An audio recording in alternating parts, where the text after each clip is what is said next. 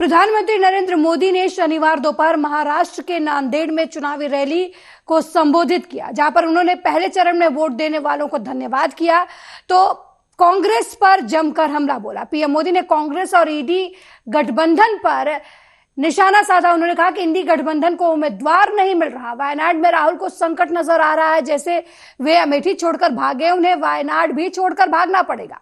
नांदेड़ के बाद पीएम मोदी ने परभणी में भी जनसभा की, जहां पर उन्होंने कहा कि 2014 में जब वो पहली बार लोकसभा चुनाव लड़कर आए थे, तब आतंकी हमलों के डर थे, आए दिन बम धमाके की खबरें आती रहती थी।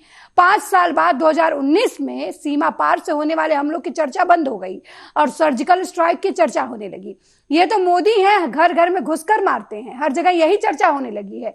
पीएम मोदी ने आगे कहा कि सर्जिकल स्ट्राइक की बात सुनकर शौर्य की ये धरती महाराष्ट्र भी गर्व से भर गई थी। हिंदुस्तान के हर नागरिक को इस पर गर्व हुआ था। एनडीए सरकार सबका साथ सबका विकास मंत्र पर काम करती है। हमारी सरकार हर जाति पंथ के लिए काम करती है। इस दौरान उन्होंने सोनिया गांधी पर भी हमला बोला। उन्होंने कहा कि हार के डर से कुछ नेताओं ने मैदान छोड़ दिया है।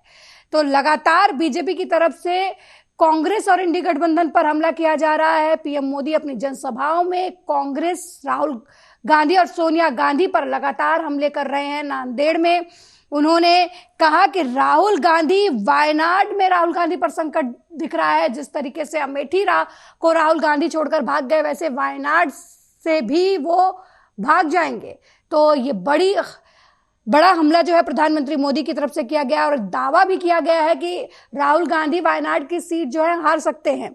कहीं ये बीजेपी का ओवर कॉन्फिडेंस नहीं, या फिर कांग्रेस पार्टी जो है वो जनाधार खोती जा रही है। यही वजह है कि बीजेपी की तरफ से ऐसे बयान जो हैं वो सामने आ रहे हैं।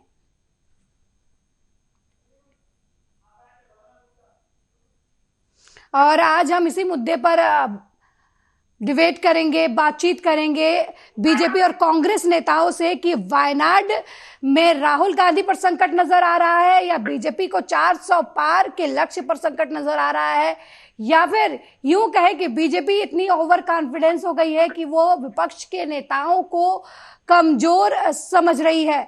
और इस बातचीत में हमारे साथ शामिल हो गए हैं कांग्रेस नेता बलराम गुप्ता हमारे साथ। बलराम जी, आपका बहुत बहुत स्वागत है आर्या न्यूज में। नांदेड़ में प्रधानमंत्री मोदी ने कहा कि राहुल गांधी पर वायनाड में संकट नजर आ रहा है, वायनाड छोड़कर भागेंगे जैसे अमेठी से भागे। क्या कहेंगे इस पर आप? देखिए, हमारे देश के प्रधानमंत्री आदरणीय मोदी जी आम चुनावों से पहले से ही वो बौखला गए हैं और उनकी बौखलाहट उनके सभी भाषणों में स्पष्ट दिखती है। और कारण इसका एकदम स्पष्ट है। कारण क्या है? जितनी भी एजेंसियों के द्वारा इन्होंने सर्वे कराए या आरएसएस ने भी जो सर्वे किए हैं जी, उसमें इस बार भारतीय जनता पार्टी 200 सीट भी बामुश्किल पे पहुंच पा रही है। इस कारण से ये बौखलाहट में केवल राहुल गांधी इनके पास और कोई काम ही नहीं है। 10 साल में इन्होंने क्या विकास किया, ये बताने के लिए इनके पास कोई एक कार्यक्रम भी नहीं है कि 10 सालों में इन्होंने देश में विकास के लिए क्या क्या काम किए, कितने एम्स बनवाए, कितने यूनिवर्सिटीज खोली, कितने औद्योगिक कल कारखाने लगे, कितने युवाओं को रोजगार दिया। तो इनके पास बताने के लिए विकास का तो कोई काम है नहीं। तो घूम फिर के ये 5 जगह पे आ जाएंगे। पहले जो देश में कमी हुई वो नेहरू जी ने की, दूसरा वो पाकिस्तान, तीसरा मुसलमान, 80-20 केवल ये बातें हैं। कांग्रेस पार्टी वहीं पे स्पष्ट तौर पे जो कांग्रेस पार्टी अपना मैनिफेस्टो लेके आई है, कांग्रेस पार्टी ने उसमें 5 न्याय की गारंटियां दी।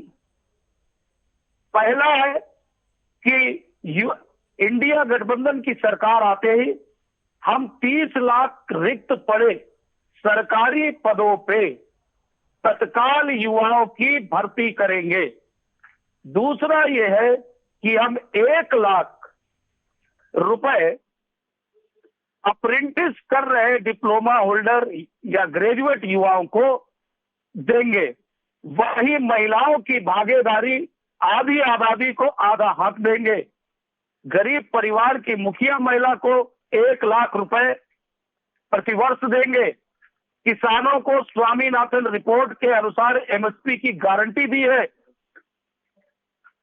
तो हम तो अपना विजन साफ लेके चल रहे हैं। हमने जो काम किया पिछले 70 सालों में, वो काम जनता को स्पष्ट दिखता है कि जब देश आजाद हुआ था तो देश किस दिशा और दशा में था। आजादी के बाद हमारे तत्कालिक नेताओं ने, आदरणीय जवाहरलाल नेहरू जी ने, स्वर्गीय जवाहरलाल नेहरू जी कैसे देश को विकास के रास्ते पे लेके आए।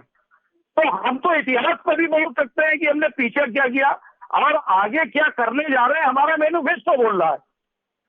लेकिन भारतीय जनता पार्टी ये बताए, इनके नेता आदरणीय मोदी जी ये बताए कि उन्होंने 10 वर्ष में कंक्रीट वर्क क्या किया, काम क्या किया जिससे जनता को लाभ मिले। तो बताने के लिए इनके पास कुछ नहीं है। और जैसा कि वो अपने भाषण में बोल रहे हैं कि वाई नॉट, जो वाई नॉट लोकसभा का जिक्र किया है, आपकी जो घोषणा, अलका जी एक second Alka ji, why not seat पे राहुल गांधी 4 लाख मतों से विजयी होंगे। और रही बात, जैसा कि वो कह रहे हैं कि भाग के गए हैं, मैं उत्तर प्रदेश से ऐलान करता हूं, मैं आपको विश्वास दिलाता हूं कि कांग्रेस पार्टी के हमारे नेता आदरणीय राहुल गांधी जी, समय आने दीजिए, स्पष्ट हो जाएगा, अमेठी से भी चुनाव लड़ेंगे। लेकिन अपनी परंपरागत सीट जो है राहुल गांधी ने छोड़ी क्यों, और अभी तक कोई ऐलान नहीं हुआ है अमेठी को लेकर। बलराम गुप्ता जी, अमेठी को लेकर सबसे बड़ा सवाल तो यह है ना कि राहुल गांधी ने अपनी परंपरागत सीट छोड़ी क्यों, और अभी तक पहले चरण का चुनाव समाप्त हो गया है, दूसरे चरण का आने वाला है, लेकिन कांग्रेस पार्टी की तरफ से अमेठी को लेकर कोई ऐलान नहीं किया गया है। राहुल गांधी एक बार भी नहीं कह रहे हैं कि वो अमेठी की जनता से प्यार करते हैं, वो अमेठी की जनता के लिए खड़े हैं। स्मृति ईरानी तो वायनाड तक पहुंच गई सर। नहीं, रणनीति है, ठीक है, स्मृति ईरानी वायनाड तक पहुंच जा रही है। सुनिए सर, अभी तो पहला चरण मिलता है। बिल्कुल बिल्कुल, लेकिन सवाल ये बात है ना कि राहुल गांधी अमेठी को सीरियसली कब लेंगे। यही तो आरोप बीजेपी की तरफ से लगाया जा रहा है कि अमेठी को सीरियसली नहीं लेते। इनको लग रहा था कि इनकी खानदानी सीट है। अमेठी उनका परिवार है, अमेठी को हमेशा, लेकिन बलराम जी परिवार के साथ तो खड़ा होना पड़ता है ना। अमेठी की जनता राहुल गांधी जी को सीरियस लेती है, लेकिन परिवार के साथ तो खड़ा भी तो होना पड़ता है। कहाँ है राहुल गांधी? चुनाव का समय आ रहा है, एक बार भी अपने परिवार को भरोसा नहीं दे रहे हैं कि वो अमेठी से चुनाव लड़ेंगे। नहीं, परिवार को क्या आपको लग रहा है कि अगर राहुल गांधी की तरफ से, और आपके चैनल पे मैं बता रहा हूँ अलका जी, 28 से 29 तारीख तक राहुल गांधी जी का नामांकन अमेठी से हो जाएगा। और जो स्मृति ईरानी जी है, झोला उठा के वहां से निकल जाएंगे, निश्चित है। देखिएगा वहां से अमेठी की जनता स्मृति ईरानी जी को झोला पकड़ा के कैसे उनको उनके घर भेजती है। बलराम जी, लेकिन सवाल यह है ना कि अमेठी की जनता को आश्वस्त क्यों नहीं किया जा रहा है। चलिए अमेठी की जनता मान लेते हैं कि राहुल गांधी को जिताना चाहती है, लेकिन राहुल गांधी कब कहेंगे कि वो अमेठी की जनता के साथ खड़े हैं, वो स्मृति ईरानी को चुनौती देंगे। परिवार के साथ खड़ा भी तो होना पड़ता है सर। लोकतांत्रिक पार्टी, हाँ जी अलका जी, कांग्रेस एक लोकतांत्रिक पार्टी है जी। जब कांग्रेस पार्टी के संगठन के मुखिया जी आदरणीय मल्लिकार्जुन खड़गे जी या हमारी CWC कमेटी जी जब इसका अनाउंसमेंट करेगी, उसी के बाद तो हम वहां पे अपने आप को शो करेंगे कि हम यहाँ से चुनाव लड़ रहे हैं। अभी निर्णय हो रहा है, CWC की मीटिंगें लगातार चल रही है जी, ठीक है, और समय आने दीजिए। अभी पहला चरण बीता है, 26 तारीख को दूसरा चरण समाप्त होगा। आप देखिएगा 27 से 28 तारीख तक नाम डिक्लेयर होगा और राहुल जी अमेठी से चुनाव लड़ेंगे। बलराम गुप्ता जी, कहीं वायनाड की जनता को खुश करने के लिए या फिर पीएम मोदी जो ये बात कह रहे हैं कि वायनाड संकट में है राहुल गांधी की सीट, कहीं इस वजह से तो अमेठी का नाम नहीं उजागर किया जा रहा है राहुल गांधी के नाम से कि वायनाड की जनता नाराज हो जाए कि ये तो भाई अपना फायदा देखने के लिए आए थे, हार मिल रही थी तो दक्षिण का रुख कर लिया और फिर वहां अमेठी की जनता उनको अगर बुला रही है तो वायनाड की जनता के साथ धोखा हो जाएगा। देखिए अलका जी, आदरणीय मोदी जी, फिर मैं उसी बात पे आता हूं कि उनके पास अपने 10 वर्ष के कार्यकाल में किए गए विकास के कामों को बताने के लिए कुछ है ही नहीं। अब चुनावों में भाषण तो देना ही है और वो जान रहे हैं कि देश की जनता के अंदर एक अंडर करंट चल रहा है जी। 24 में जनता इंडिया गठबंधन की सरकार बनाने जा रही है, जिसका नेतृत्व तो हमारे नेता आदरणीय राहुल गांधी जी करेंगे। तो केवल बातों की बात है, गांव बजाए जा रहे हैं कि वो साहब वायनाड चले गए, अमेठी छोड़ दी और साहब वो अब अमेठी आ जाएंगे तो वायनाड वालों के साथ धोखा हो गया। अरे ये बताएं आदरणीय मोदी जी, आप अपना घर गुजरात छोड़ के उत्तर प्रदेश की बनारस की सीट से चुनाव लड़ने आए थे, तो क्या आपको हम रणछोड़ दास कह दे? आप रणछोड़ दास नहीं है। लेकिन वहां से तो जीत कर आए थे, अब किसी एक सीट को तो छोड़ना ही पड़ेगा। अरे तो हम भी वही तो बात कह रहे हैं। ये तो भारतीय जनता पार्टी के नेता जी और अमेठी की अभी जो हमारी सांसद है जी स्मृति ईरानी जी, जी, ये उनके वक्तव्य हैं जो हम आपको बता रहे हैं, जो आदरणीय मोदी जी के वक्तव्य हैं वो बता रहे हैं जी। वो 2 सीटों से चुनाव लड़े, बनारस से लड़े और गुजरात से लड़े तो जायज है। अगर कांग्रेस पार्टी के नेता राहुल जी वायनाड से चुनाव लड़े, अमेठी से चुनाव लड़े तो ये गलत है जी। ये प्रश्न तो कांग्रेस पार्टी भी उठाएगी, उठा सकती है कि भाई वो गुजरात की सीट छोड़ के बनारस में क्यों लड़ रहे हैं। क्या गुजरात में भारतीय जनता पार्टी का इस बार सुपड़ा साफ होने जा रहा है? और ये हकीकत है, गुजरात की जनता, जो गुजरात का भला मानुस जान चुका है और गुजरात में देखिएगा इनकी सीटें अगर घटते इस बार 1 दर्जन भी हो जाए तो बड़ी बात होगी जी। बलराम जी, आप कह रहे हैं कि पीएम मोदी के पास गिनाने के लिए कुछ नहीं है, प्रधानमंत्री मोदी गिना रहे हैं, मैं उनकी बात कर रही हूं। बीजेपी पार्टी और प्रधानमंत्री मोदी की तरफ से गिनवाया जा रहा है कि उनकी सरकार आई तो सर्जिकल स्ट्राइक हुआ, उनकी सरकार की तरफ से करोड़ों परिवार को मुफ्त में राशन दिया जा रहा है, नल जल योजना के तहत विदर्भ में जहां पर पानी का सूखा पड़ता था और नांदेड़ में बोल रहे हैं कि हमने नल जल योजना के तहत जगह जगह पानी पहुंचाया। शौचालय की बात कर रहे हैं कि उन्होंने हजारों लाखों परिवारों को शौचालय मुहैया कराया। किसानों की बात आप कहते हैं कि किसानों के विरोध में जो है बीजेपी बिल ला रही है, लेकिन बीजेपी कह रही है कि वो किसानों को धनराशि मुहैया करा रही है, हर तिमाही पर 2000 रुपए दे रही है। देखिए अलका जी, जैसा कि आपने बताया कि आदरणीय मोदी जी कह रहे हैं हमने सर्जिकल स्ट्राइक की। सर्जिकल स्ट्राइक तो 1971 में हुई थी, पाकिस्तान को 2 टुकड़ों में बांट के आयरन लेडी निवर्तमान उस वक्त की हमारी प्रधानमंत्री स्वर्गीय इंदिरा गांधी जी ने पाकिस्तान को 2 टुकड़ों में बांट दिया था, वो सर्जिकल स्ट्राइक थी। तो क्या आप मान रहे हैं, क्या आप मान रहे हैं? आपके चैनल पे ये बताना चाहता हूं जी, राशन आज ही नहीं बट रहा है, बस इन्होंने एक फ्री का शब्द आगे लगा दिया जी। पहले भी 2 रुपए किलो गेहूं और 3 रुपए किलो चावल मिलता था।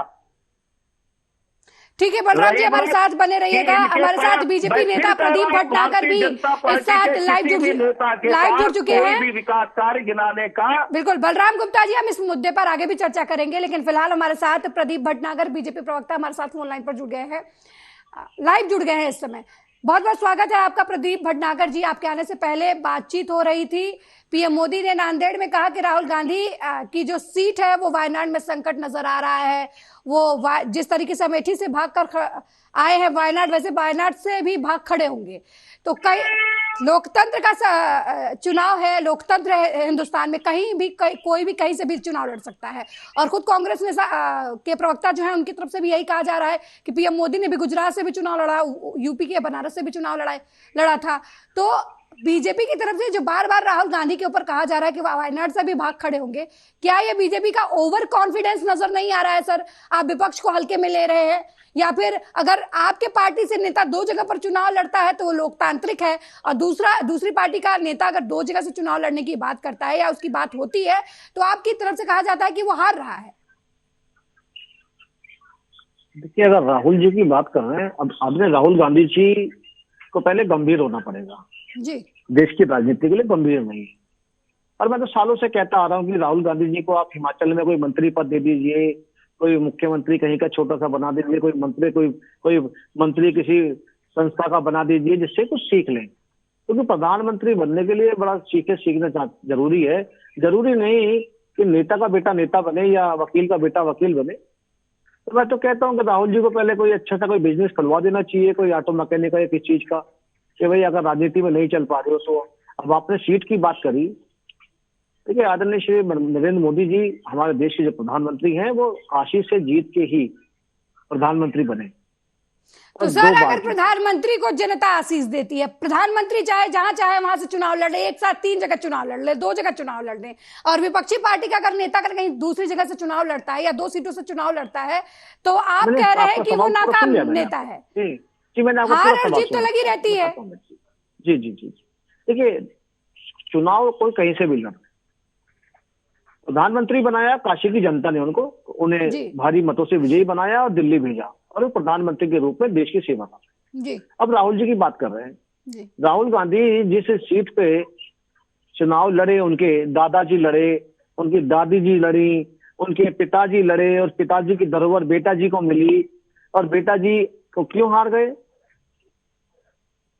और क्यों भाग गए वहां से? हरा के भेजा, ऐसे नहीं है। श्री राहुल गांधी जी को चुनाव हरा के बहुत बुरी तरीके से और खदेड़ के भेजा है।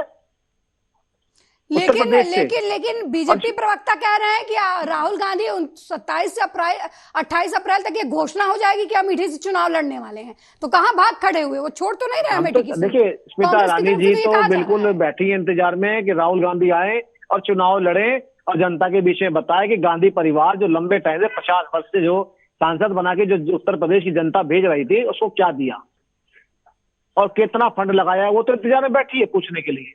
आपने वायनाड की बात करी, ये वही लोग हैं जो कि वामपंथियों से दूरी बनाकर रखते थे कई सौ किलोमीटर की। आज राजनीति के लालच में आज पूर्वजों की बातें भूल गए। श्रीमती इंदिरा गांधी जी ने भी वामपंथियों में बड़ी कमेंट्स कर रखे हैं, और जवाहरलाल नेहरू जी ने भी आज राजनीति में उनकी गोद में जाके बैठ गए।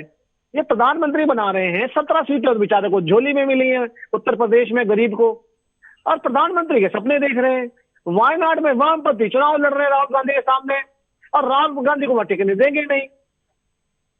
अगर वायनाड का इतिहास कांग्रेस के लोग अगर इतिहास ढूंढ ले, वायनाड का क्या इतिहास था, तो शायद पता लग जाएगा कि वायनाड का इतिहास क्या था और क्या है, तो वहां से वो चुनाव लड़ रहे हैं राहुल गांधी। अब भाई कांग्रेस की बात करते हैं। मैं सुन रहा था, बड़ी बड़ी लंबी बातें कर रहे थे कि जवाहरलाल नेहरू जी ने बहुत कुछ देश को दिया, केवल एक एम्स दिया, कितने एयरपोर्ट दे दिए, कितना विकास कर दिया आपने? पैसा आप पे था नहीं। आप पे यहां तक कि फौज के लिए बुलेट प्रूफ जैकेट तक खरीदने के लिए पैसे नहीं थे, बोफोर्स के लिए तो खरीदने के लिए पैसे नहीं थे। यहाँ ये विकास की गिनती गिना सर, बोफोर्स अरे मुझे बता दीजिए, अभी आप नौकरी की बात कर रहे हैं, अभी आपकी सरकार है झारखंड के अंदर 3.5 लाख पद खाली पड़े हैं। अब समय पूरा हो रहा है, झारखंड सरकार का दे क्यों नहीं दिए? हिमाचल में जो महिलाओं से वादा करके आए थे 1500 रुपए का, आज तक चालू नहीं करें। 45,000 जो सरकारी कर्मचारी हैं तनख्वाह के लिए बैठे 4 महीने से। सोनिया जी प्रियंका जी वादे करके आई थी, जब पहली विधानसभा की मीटिंग होगी हिमाचल के अंदर तो हम सारी योजनाएं चालू करेंगे, 1 लाख नौकरी देंगे। और प्रधान वहां के हिमाचल के मुख्यमंत्री कहते हमने रोजगार की बात करी थी, हमने कहा नौकरी की बात करी थी। राहुल गांधी और उसकी टीम ने एक बार नहीं बताया कि आप 30 लाख लोगों को तो नौकरी देंगे, 1 लाख रुपए साल के देंगे महिलाओं को। पैसे कहां से आएंगे देने के लिए? अर्निंग क्या बनाएंगे? बलराम गुप्ता जी, ये तो भटनागर कह रहे हैं।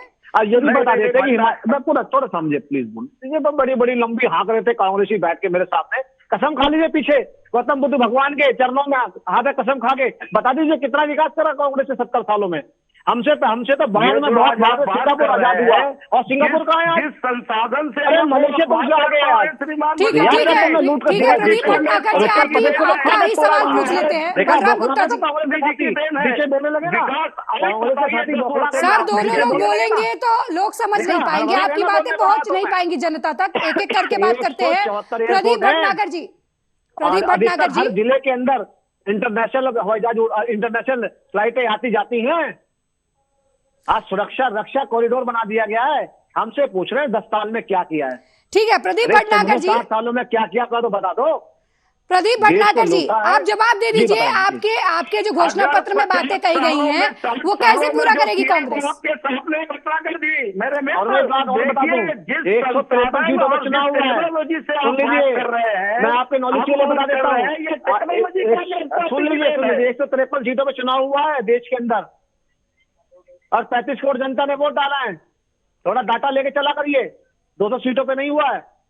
और उत्तर प्रदेश में कुछ नहीं है। जिन जो देश विरोधी नारे लगाते, देश विरोधी नीतियों में खड़े रहते, उनको तो आप टिकट बांट लो। ये तो आपकी हैसियत औकात रह गई है। तो जहाँ के देखो शीशे में दिया क्या देश को। आप जम्मू कश्मीर में क्या नीति जम्मू कश्मीर क्या करेगी इसमें? जम्मू कश्मीर है। अरे तुम्हारे जो अलगाववादी साथी है वो भी जीते हैं जम्मू कश्मीर। ठीक है प्रदीप भटनागर जी, प्रदीप भटनागर जी, आप अपने गिरावान में झाँक के देखिए श्रीमान जी, जम्मू कश्मीर में आप तो बताइए ना, उत्तर प्रदेश में कहाँ है आपके पार्लियामेंट? एक ही मेंबर ऑफ पार्लियामेंट एक ही सोनिया जी है बस। आपने एक बात कही, बता दीजिए ना कहाँ से लाएगी आपके यहाँ मेंबर ऑफ पार्लियामेंट कहाँ? ठीक है प्रदीप भटनागर जी, प्रदीप भटनागर जी, आपने अपनी बात कह ली, सवाल पूछा आपने। प्रदीप भटनागर जी, बोलने के लिए आप जो झाड़ रहे हैं उसे देखिए, आप अपनी बातें झाड़ रहे हैं। क्या बात कर रहे हैं आप? प्रदीप भटनागर जी, आप क्या बात कर रहे हैं? आपके सवाल का जवाब ले लेते हैं कांग्रेस प्रवक्ता से। कांग्रेस से सवाल किया आपने, राजस्थान सरकार में क्या दिया आपको? सुनिए सर, दंगे दिए, दुनिया में नंबर 1 राजस्थान बना दिया बलात्कार में आपने। हम आपसे सुनिए, जहाँ से आपने 15 लाख करोड़ रुपए अपने पूंजीपति मित्रों का माफ किया, वहां से हम गरीब अपने देशवासियों के कमजोर वर्ग के साथियों को मजबूत करने के लिए वहां से रुपए देंगे। हम पूंजीपतियों को नहीं, एनपीएस आपने 15 लाख जैसे माफ किया, हम उसी पैसे से देश के गरीब, वंचित, शोषित, दलित वर्ग को मजबूत बनाने के लिए, सामाजिक न्याय देने के लिए मजबूत करेंगे। ठीक है, बलराम जी की तरफ से आपके आने से पहले प्रदीप भटनागर जी, जब आप नहीं जुड़े थे तब बलराम जी से सवाल किया गया था। उन्होंने कहा, हमने कहा कि बीजेपी कहती है कि वो सर्जिकल स्ट्राइक कर रही है, लोगों को मुफ्त राशन दे रही है, लेकिन इन्होंने कहा चोरी कर लिया, जिसकी वजह से अकाउंट फ्रीज हो गए। सच्चाई नहीं बताते ये कांग्रेसी। प्रदीप इनके अकाउंट फ्रीज क्यों हुए? चंदा का पैसा आता था। प्रदीप भटनागर जी, बलराम गुप्ता जी, आप लोग पहले लड़ाई बंद कीजिए, मुद्दों पे बात कीजिए सर। आप लोग अब दोनों लोग साथ में बोल रहे हैं, जनता को क्या समझ में आएगा? आएंगे राहुल गांधी? अरे राहुल ही प्रदीप भटनागर जी, बलराम गुप्ता जी, धंधा करने वाली पार्टी के हैं, आप क्या बात करेंगे? आप तो चंदे पे धंधा कर रहे हैं। ठीक है बलराम गुप्ता जी, आप थोड़ा सा चुप रहिए। आपका सवाल मैं पूछ लेती हूँ प्रदीप भटनागर जी से। सर्जिकल स्ट्राइक पर सवाल की बात हुई थी। रक्षा कॉरिडोर चोरी के पैसे से बनाए है, नहीं कांग्रेस के पैसे से बनाए। एयरपोर्ट बना, ठीक है प्रदीप भटनागर जी, सुन लीजिए सर, गौतम बुद्ध सुन लीजिए 2 मिनट। अनुयायी लगते हैं, उनके पीठ के पीछे आपने गौतम बुद्ध रख रखे हैं, और जिन्होंने सत्य का पाठ पढ़ाया देश और दुनिया को, मुझे लगता है कांग्रेस नहीं पढ़ना चाहती उसको। ठीक है प्रदीप भटनागर जी, आप नहीं चाहती है। अरे पीछे तो प्रदीप भटनागर जी बैठे हैं, स्वयं बैठे हैं। प्रदीप भटनागर जी, मेरा सवाल प्रदीप भटनागर जी आपसे है, अगर आपको सुनाई दे रहा है मेरी आवाज, अगर आप सुन सकते हैं तो ये सवाल है कि कांग्रेस नेता ने कहा कि सर्जिकल स्ट्राइक पीएम मोदी की तरफ से नहीं, 1971 में कांग्रेस की सरकार थी और पाकिस्तान को 2 भागों में बांट दिया गया था। इन्होंने कहा कि सर्जिकल स्ट्राइक जो है वो बीजेपी की तरफ से असली नहीं की गई थी, असली सर्जिकल स्ट्राइक 1971 में हुई थी। इस बात पर आपका क्या कहना है? चाइना हमारे देश की हजारों एकड़ जमीन पे कब्जा करता चला जा रहा है। बलराम गुप्ता जी चाइना पर भी आएंगे, सवाल का जवाब लेने लीजिए। सवाल का जवाब लेने लीजिए बलराम गुप्ता जी। के लिए देश की जनता इंतजार कर रही है कि हमारे माननीय प्रधानमंत्री जी चाइना को कब लाल आंखें दिखाएंगे। ठीक है प्रदीप भटनागर जी, अब सवालों पे आते हैं सर। मेरा भी सवाल सुन लीजिए, जनता का सवाल है ये। प्रदीप भटनागर जी, कांग्रेस नेता की तरफ से कहा जा रहा है कि सर्जिकल स्ट्राइक जो है वो बीजेपी ने चाइना याद आ गया चुनाव में। सुन लीजिए सर, चुनाव में चाइना याद आ गया, पाकिस्तान याद आ गया आपको। अभी तो बहुत कुछ याद आएगा आपको चुनाव में। 1971 में इनकी लाल आंखें की बात वही है जी, जब हाथापाई से जब दो हाथ चाइना से हुए थे ना भारतीय फौज के, तो हाथ से ही मार दिए थे। मगर आपको चाइना के चक्कर में, मुझे पता है क्योंकि कांग्रेस पे राहुल गांधी के खर्चे के लिए चाइना से फंड आता है राजीव गांधी फाउंडेशन में, तो चाइना का तो राग आपको गाना ही है, उनके पक्ष में तो बोलना ही है, क्योंकि चाइना के विरोध में आप कभी खड़े होगे नहीं। अभी हजारों एकड़ जमीन की बात कर रहे थे, वो जो जवान शहीद हो गए वही जवाहरलाल नेहरू हैं, जो अभी आप कह रहे हैं जवाहरलाल नेहरू पे। उन्होंने कहा था कंकड़ पत्थरों में क्या आता है, क्यों इसके लिए लड़ना, छोड़ दीजिए। कितने हजार हेक्टेयर जमीन कांग्रेस जब जवाहरलाल नेहरू दे के आए थे 62 के युद्ध में, बोलिएगा नहीं। कितना बलिदान दिया कांग्रेस ने देश के प्रति, हमें पता है। कितना कांग्रेस फांसी लटकी है, अंग्रेजों कितना अत्याचार है वो भी पता है। प्रदीप भटनागर जी, मेरा सवाल दो सुन चार लीजिए। नाम शहीदों के कांग्रेसियों तो नाम बता दीजिए। बिल्कुल बिल्कुल, आजादी के लिए ये नाम है जो फांसी लटक गए थे। प्रदीप भटनागर जी, मेरा सवाल आपसे है, आप अरे बात भगत कर रहे सिंह जी हैं क्या प्रधानमंत्री नेहरू ने कहा था कि महात्मा गांधी जी क्या आरएसएस के थे? आप आरएसएस के 2 बता दीजिए। हम तो आपको सैकड़ों हजारों गिना देंगे कांग्रेस पार्टी के, हमारे उन पूर्वजों के नाम जिन्होंने देश के लिए कुर्बानी दी। आप राष्ट्रीय स्वयं संघ दो नाम बता दीजिए, दो नाम बता दीजिए, दो नाम बता दीजिए, आप 2 नाम बता दीजिए। अरे 2 नाम बता दीजिए भैया, 2 नाम बता दीजिए। तो प्रदीप संघ से नहीं थे। अरे 2 नाम बता दीजिए भैया, ये संघ तो बाद में बना है। ठीक है बात करेंगे देश की आजादी में किन बाद में बना है, पहले कांग्रेस थी, संघ भाजपा तो बाद में बनी है। हमें तो 2 नाम बता दीजिए, 2 नाम का बलराम गुप्ता जी, प्रदीप भटनागर जी, बलराम गुप्ता जी, प्रदीप भटनागर जी, ये बात अभी की हो रही है। 2024 का चुनाव किस मुद्दे पे लड़ रहे हैं आप दोनों लोग, समझ में नहीं आ रहा है। राजीव गांधी शहीदों में आपसे बात की जाती है वर्तमान स्थिति की, आप पहुंच जाते हैं सन 1971 में पहुंच जाते हैं, ये आप आजादी की लड़ाई पे पहुंच जाते हैं। शहीदों के 2 ही नाम है, राहुल गांधी और सॉरी राजीव गांधी और इंदिरा गांधी के पास वोट लेने के लिए जा रहे हैं, इस समय की जनता के लिए वोटिंग के लिए जा रहे हैं। आप मुझे बताइए, विपक्ष की तरफ से आरोप लगाया जा रहा है कि अगर बीजेपी सत्ता में तीसरी बार आती है तो आपकी तरफ से संविधान बदल दिया जाएगा, इस पर क्या कहना है बीजेपी का?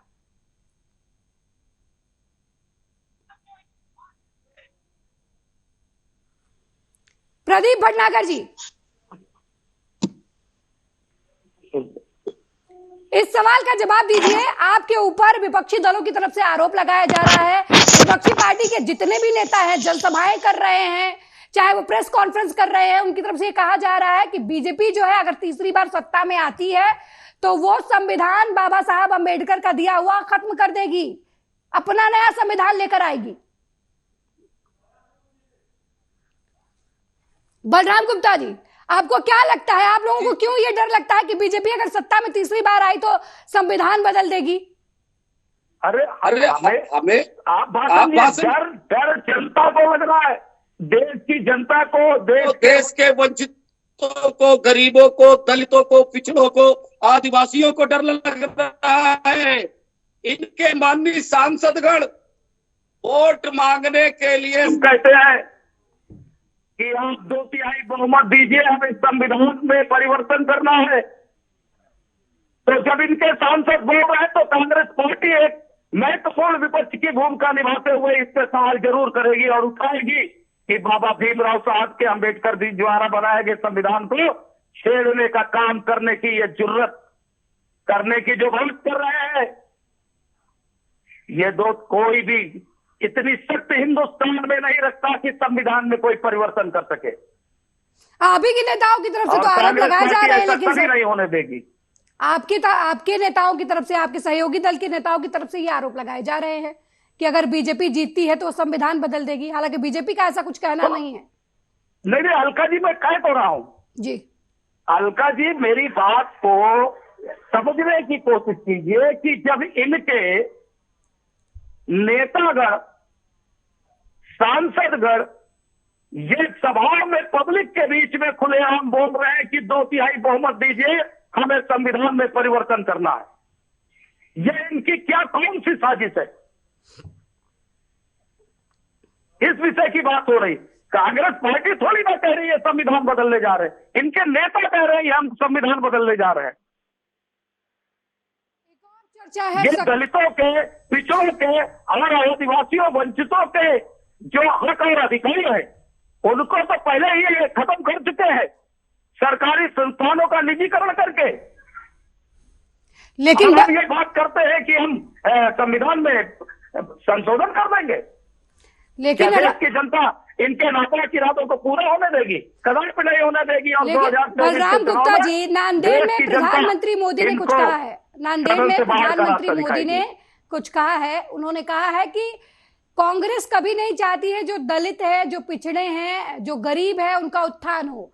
70 सालों में आपकी पार्टी ने गरीबों का शोषण किया, गरीबों को गरीब रहने दिया, किसानों की बात नहीं की, और आप कह रहे हैं कि बीजेपी जो है वो गरीबों के साथ अत्याचार कर रही है, दलितों को क्या उनका अधिकार नहीं मिल रहा है, दलितों से उनका संविधान छीन लिया जाएगा, आरक्षण छीन लिया जाएगा। अलका जी, भारतीय जनता पार्टी के लिए दलित, आदिवासी, पिछड़े केवल एक वोट बैंक है।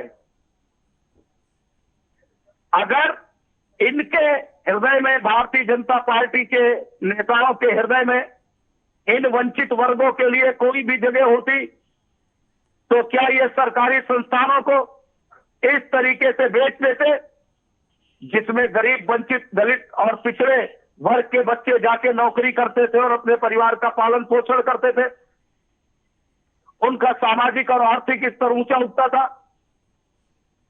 तो ये भी एक साजिश के तहत बलराम जी उठ तो नहीं पाया ना इन 70 सालों में, अन्याय का काम किया। इन 70 सालों में हिंदुस्तान में आज भी बहुत बड़ा दलित वर्ग जो है वो गरीब है, पिछड़ा एक बहुत बड़ा वर्ग है जो गरीब है।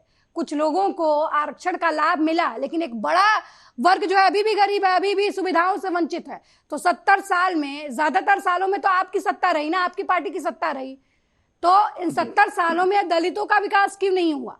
बीजेपी तो कह रही है कि वो 10 सालों में आई है, उसने तस्वीरें बदली हैं, वो गरीबों को अनाज मुफ्त में बांट रही है, वो टीकाकरण करा रही है देश भर में, कोरोना का फ्री में जो है वो टीकाकरण हो रहा है। आयुष्मान भारत योजना की तरह तहत वो लोगों को बीमा सुरक्षा दे रहे हैं, हेल्थ सिक्योर कर रहे हैं लोगों का। 28 साल 35 साल के नौजवान।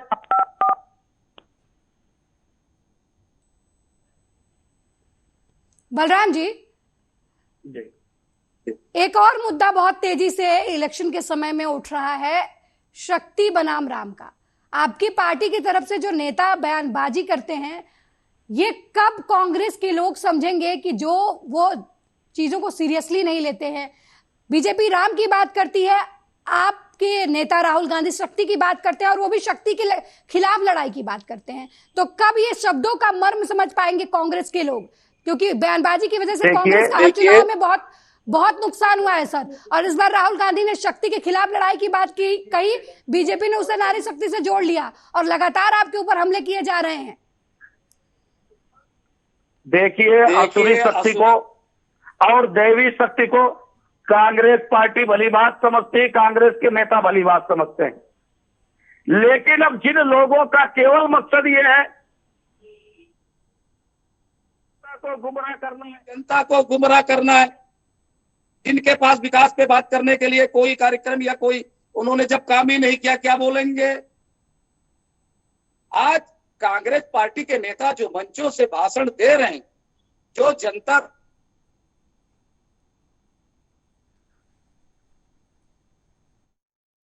पार्टी के कोई नेता, यहां तक आदरणीय प्रधानमंत्री जी भी क्या इस पर बोल पा रहे हैं? वो बात कर रहे हैं वही फिर हिंदू मुसलमान 80-20, आज जो लोग बात करते हैं कांग्रेस पार्टी ने 70 सालों में क्या किया, मैं उनसे केवल व्यक्तिगत तौर पर यह कहना चाहता हूं 70 साल पहले अपने घर की दशा देख लीजिएगा क्या थी और आज क्या आपके परिवार की स्थिति हुई है। तो जैसे आपका परिवार 70 सालों में डेवलप हुआ, वैसे ही देश भी हमारा तरक्की के रास्ते पे आगे बढ़ रहा है। पिछले 10 वर्षों में देश की जो तरक्की लगातार चलती आ रही थी, बहुत बड़े अवरोध और बड़े बाधाएं, विश्व और देश के तमाम इकोनॉमिस्ट ने बोला है कि देश 20 वर्ष पीछे चला गया है, क्योंकि मोदी सरकार की नीतियों ने देश की विकास की रफ्तार को रोकने का काम किया है। जी बलराम गुप्ता जी, एक और बात नांदेड़ में प्रधानमंत्री मोदी ने की। उन्होंने सवाल उठाया कि जब कांग्रेस की सरकार थी तब तक रोज देश में धमाके होते थे, लेकिन जब बीजेपी की सरकार आई, पीएम मोदी प्रधानमंत्री बने, तब से धमाकों की खबरें नहीं आती है, सर्जिकल स्ट्राइक की खबरें आती हैं। जी, आदरणीय मोदी जी तो बहुत सी बातें करते हैं, मैं फिर वही बात बोलूंगा अलका जी। आज जो प्राइम टीवी चैनल्स है, जो इलेक्ट्रॉनिक और प्रिंट मीडिया है, उसके बीच में जो गोदी मीडिया है, वो देश को हकीकत दिखा कहा रही है। अभी पिछले दिनों में गृह मंत्रालय के ऑफिस में आग लगी, क्या आपने किसी भी गोदी मीडिया के चैनल पे ये समाचार देखा? बॉर्डर पे क्या स्थिति चल रही है? मीडिया पे सवाल उठाने से बात नहीं चलेगा, आपकी पार्टी में भी तो लोग वही सब करते हैं।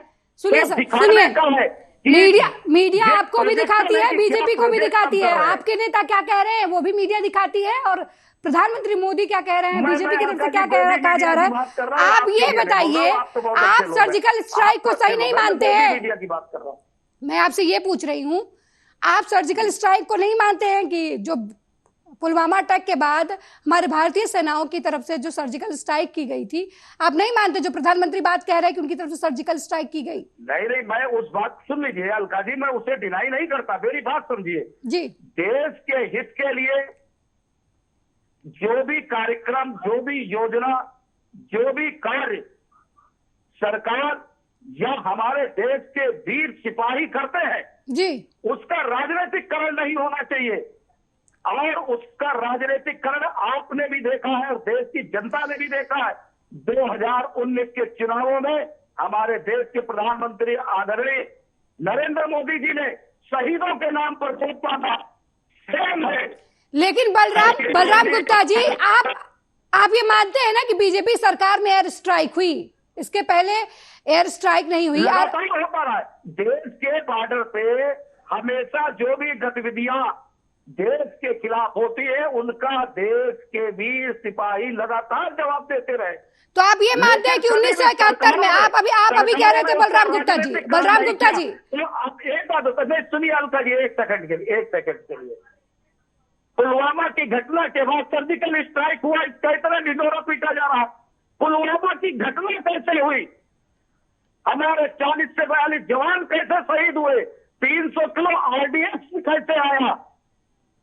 इन बातों पे भी तो चर्चा करनी चाहिए हमारे आदरणीय प्रधानमंत्री मोदी जी को। आज तक क्या कोई जांच कमेटी बैठी है पुलवामा की घटना पे? देश की जनता को बताएं भारतीय जनता पार्टी के नेता, और कहां तक वो जांच पहुंची है इसका भी बयान जारी करें। लेकिन आप सर्जिकल स्ट्राइक हमने कर दी, आपने नहीं की, हमारे देश के वीर जवानों ने की सर्जिकल स्ट्राइक। तो आप 71 का जो युद्ध हुआ था वो भी हम मानते हैं कि वो इंदिरा गांधी की तरफ वजह से नहीं हुआ था, वो भी हमारे देश के जवानों ने किया था। इस बात का भी श्रेय लेना बंद कर दीजिए सर। नहीं, अगर आपकी पार्टी सत्ता में है, उसकी तरफ से कोई कार्रवाई होती है तो आपकी पार्टी का श्रेय बनता है। नहीं हुआ था, मैं क्या कह रहा हूँ, पुलवामा तो नहीं हुआ था। जो सर्जिकल स्ट्राइक का श्रेय ले रहे हैं उन्हें पुलवामा का भी श्रेय लेना चाहिए कि पुलवामा उनकी एक बहुत बड़ी भूल थी, चूक थी, ये भी तो ले, उसकी भी तो जवाबदेही अपने सर पे ले कि हमसे हुई।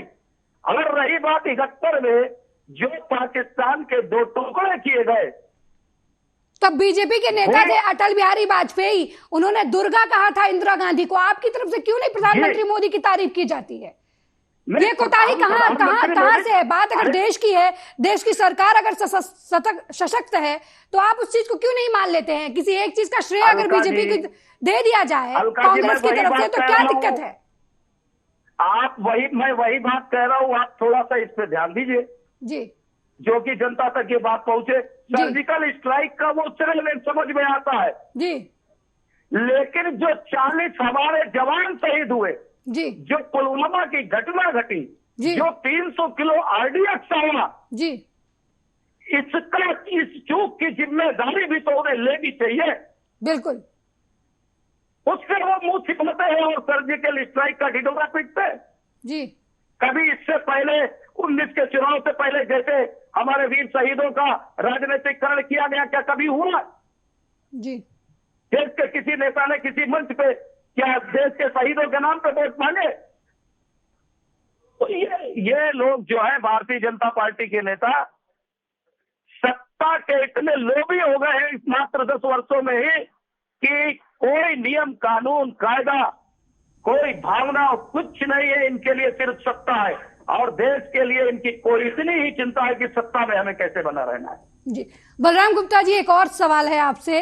बीजेपी की तरफ से कहा जा रहा है पहले चरण का मतदान होने के बाद कि जनता ने उन्हें भारी मत दिए हैं, बीजेपी के पक्ष में ज्यादातर वोट पड़े हैं। आपका क्या कहना है इस मामले में? नहीं, अभी तो पहले चरण का हुआ है जी, और बौखलाहट पूरा देश देख रहा है, पूरी देश की जनता देख रही है जी, कि कैसे भारतीय जनता पार्टी के नेता लोग, हमारे प्रधानमंत्री जी, गृह मंत्री जी बोलने लगे। रही बात गोदी मीडिया में ये नहीं दिखेगा, लेकिन जनता तो आपस में बात करने लगी। जन जन में तो चर्चा हो गई कि जो ये लगभग 108 सीटों पे चुनाव हुआ है पहले चरण में, इसमें इंडिया गठबंधन, एनडीए गठबंधन से भारतीय जनता पार्टी से बहुत आगे निकल रहा है।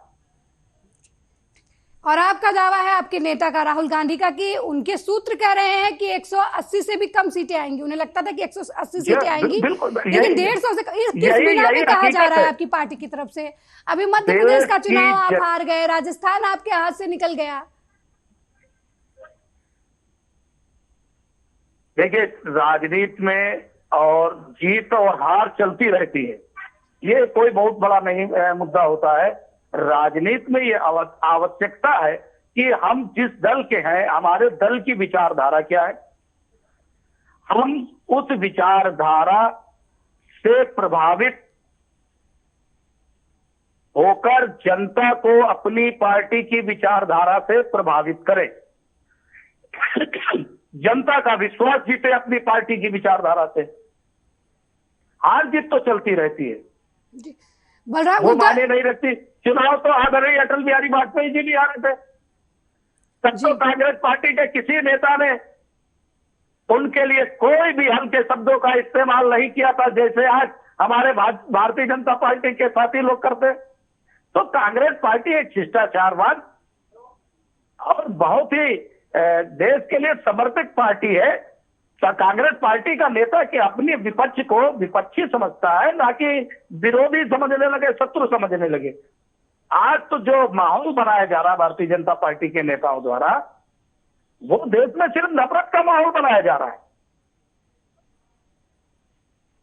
बलराम गुप्ता जी, आपकी तरफ से कहा जा रहा है कि बीजेपी जो है वो किसान विरोधी है। नांदेड़ में प्रधानमंत्री मोदी कह रहे हैं कि जब तक कांग्रेस की सरकार थी, विदर्भ में सूखा पड़ रहा था, किसान आत्महत्या कर रहे थे, उनकी सरकार बनी, नांदेड़ में नल जल योजना के तहत पानी घर घर पहुंच रहा है, जो पलायन कर रहे थे वो लोग रुके हैं, किसानों को सरकार सहयोग दे रही है, बीमा राशि मिल रही है। इस बारे में क्या कुछ कहना है आपका?